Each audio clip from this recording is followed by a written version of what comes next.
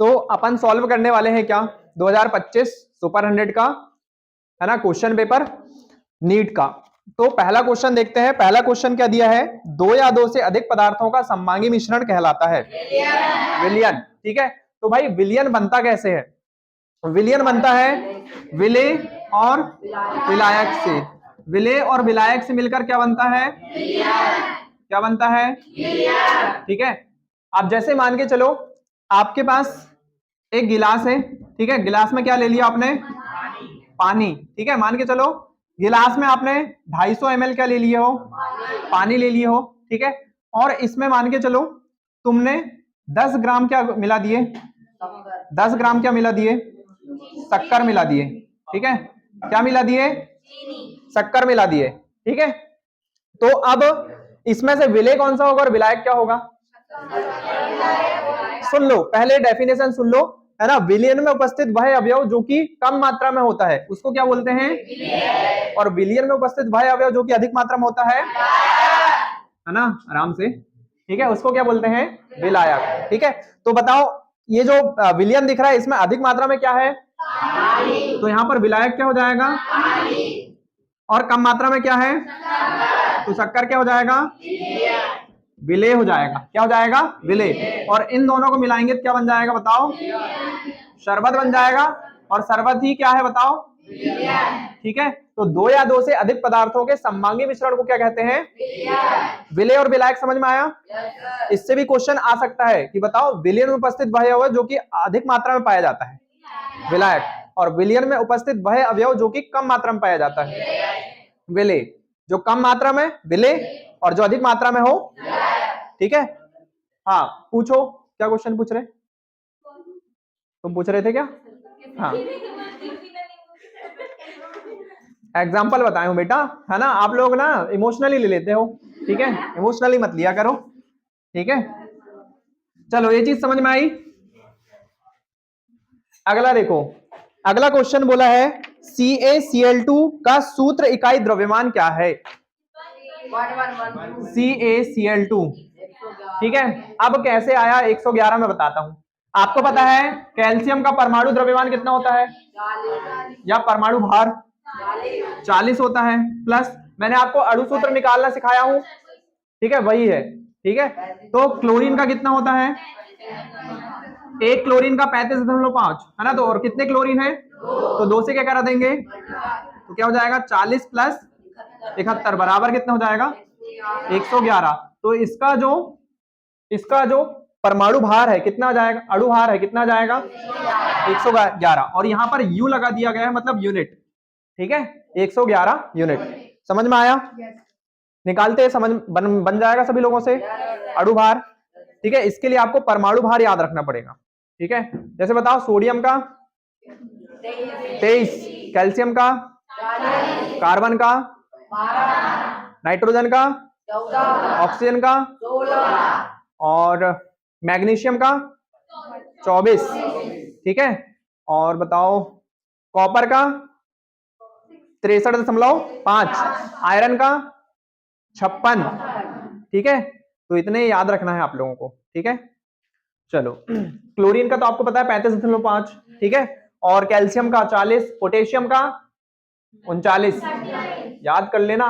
ठीक है, चलो अगला क्वेश्चन है तापमान का ऐसे मात्रक और लंबाई का और दाब का, ठीक है, और बल का। ठीक है, तो इसमें 4 ऑप्शन दिए थे, मैंने चारों का बता दिया हूं। ठीक है, तो अब अगला क्वेश्चन दिया है 34, सोडियम का इलेक्ट्रॉनिक विन्यास बताइए।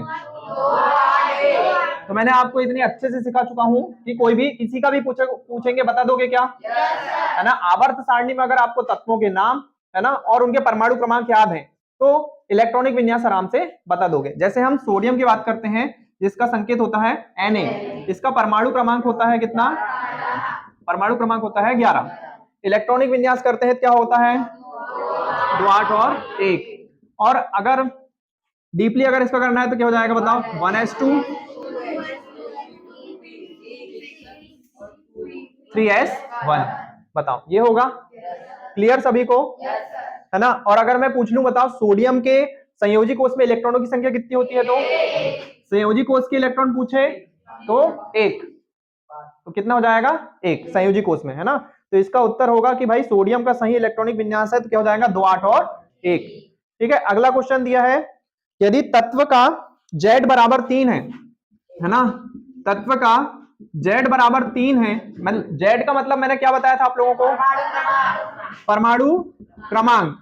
तो परमाणु क्रमांक कितना है 3, और किसका होता है बताओ, लिथियम का। तो इसने बोला है तत्व की संयोजकता क्या होगी, है ना। तो भाई तत्व की संयोजकता का मतलब मैंने आपको बताया था कि अंतिम कोष में उपस्थित या बाह्यतम कोष में उपस्थित इलेक्ट्रॉनों की संख्या। अगर हमको इसका इलेक्ट्रॉनिक विन्यास करना है तो क्या हो जाएगा 1s2 और 2s1। तो ये बाह्यतम कोष हो गया, तो बाह्यतम कोष में कितने इलेक्ट्रॉन है, तो इसकी संयोजकता कितनी हो जाएगी, तो इसकी जो संयोजकता है वो कितनी हो जाएगी 1 हो जाएगी। ठीक है, अगर सोडियम की भी संयोजकता बोलेंगे तो कितनी होगी 1 होगी। बताओ कितने लोगों को क्लियर हो गया। चलो अगला क्वेश्चन चलते हैं, ब्यूटेनॉन में क्रियात्मक समूह या प्रकार्यात्मक समूह कौन सा है ना। तो देखो यहां पर लिखा है ब्यूटेनॉन, ब्यूटेनॉन। अगर इसका हम संधि विच्छेद करेंगे तो क्या हो जाएगा ब्यूटेन धन, ब्यूटेन धन ऑन। तो इसका प्रक्रियात्मक समूह क्या हो जाएगा, ऑन लगा मतलब कीटोन होगा। ठीक है, और कीटोन का क्या होता है बताओ, C double O, C double bond O. ठीक है, सी डबल बॉन्ड ओ यही होता है। ठीक है ना, और इसका क्या हो गया नाम हो गया, मतलब अनुलग्न हो गया। ठीक है, और इसको क्या बोलते हैं हम, समझ में आया क्या। चलो अगला क्वेश्चन देखो, शुद्ध सोना कितने कैरेट का होता है, 24 कैरेट। एथेन में सहसंयोजक आबंधों की संख्या, समझ लो इधर। ठीक है, ब्यूटेन का ही इथेन का ही बता रहा हूं मैं। एथेन का पहले आपको क्या लिखना है, सूत्र लिखना है। तो मैंने आपको बताया था एथेन कितने शब्दों से मिलकर बना हुआ है, एथ, एथ धन एन, यही बना है। और आपको बताया हूं मैंने भाई एल्केन का सूत्र, एल्केन का सूत्र क्या होता है बताओ, CnH2n, CnH2n प्लस 2। ठीक है, और एथ मतलब कितने कार्बन, एथ मतलब कितने कार्बन, 2 कार्बन। ठीक है, तो यहां से क्या हो जाएगा, कार्बन की वैल्यू कितनी रख देंगे 2, 4 और 2, तो फॉर्मूले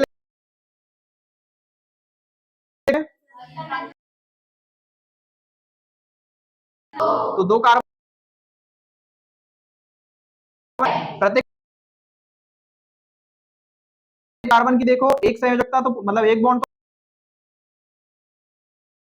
तो 3 बनाएगा, और प्रत्येक बॉन्ड से क्या जोड़ दो, तो आप बंद गिन लो, एक ये 1 2 और ये क्या हो जाएगा 7, कितनी हो जाएगी 7। तो तुमको कोई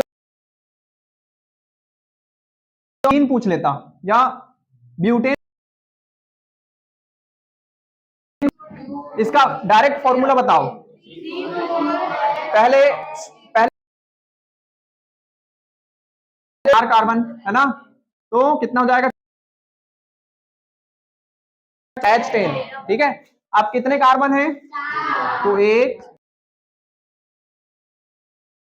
बॉन्ड से जोड़ दिए। अब प्रत्येक कार्बन की 4 संयोजकता पूरी करा दो,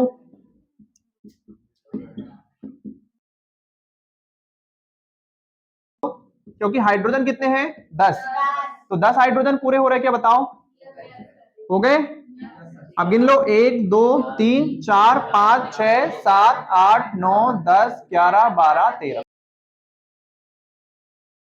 संयोजक बंधों की संख्या। कितने लोगों को समझ में आया। चलो अगला क्वेश्चन दिया है मैग्नीशियम MgO। अब देखना मैग्नीशियम ऑक्साइड, मैग्नीशियम, ये टॉपिक अपना छूट गया है कि भाई रासायनिक सूत्र लिखते कैसे हैं, ठीक है। तो इधर देखना, अभी ध्यान से सुनो, समझ में जाएगा। आपको पता है भाई मैग्नीशियम का संकेत कितना होता है, और ऑक्साइड मतलब ओ, ठीक है। और आपको ये भी पता है भाई मैग्नीशियम की संयोजकता कितनी होती है, और ऑक्सीजन की, तो आपको पता है इसकी संयोजकता इसके पास जाती है, इसकी संयोजकता O2 होना चाहिए, परंतु दोनों में 2 है तो कैंसिल हो जाएगा, तो इसको हम डायरेक्ट MgO लिख सकते हैं क्या, तो मैग्नीशियम ऑक्साइड का फॉर्मूला ये हो जाएगा। चलो ये समझ में आ गया है, तो आप मेरे को ये बताओ,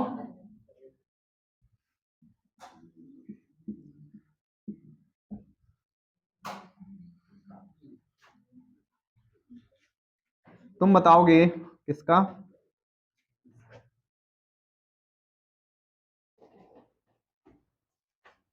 क्या बताओगे, कैल्शियम,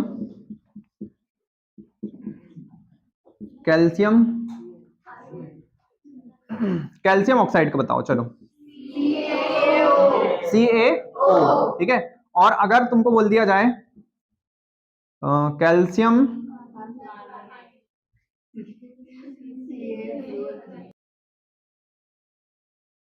फॉर्मूला बोल दिया जाए, क्या हो जाएगा, Ca नाइट्रेट, है ना, CaNO3, क्योंकि आपको पता है भाई कैल्शियम की संयोजकता +2, ठीक है, तो डायरेक्ट फॉर्मूला हो जाएगा CaNO3, ठीक है।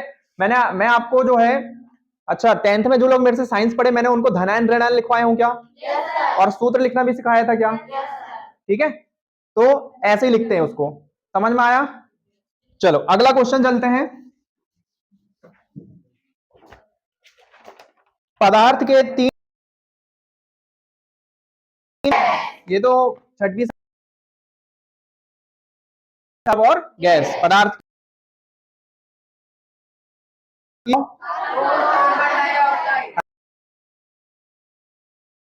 कार्बन डाइऑक्साइड, ठीक है। अच्छा मिश्रण बताओ, सॉरी मिट्टी कौन सा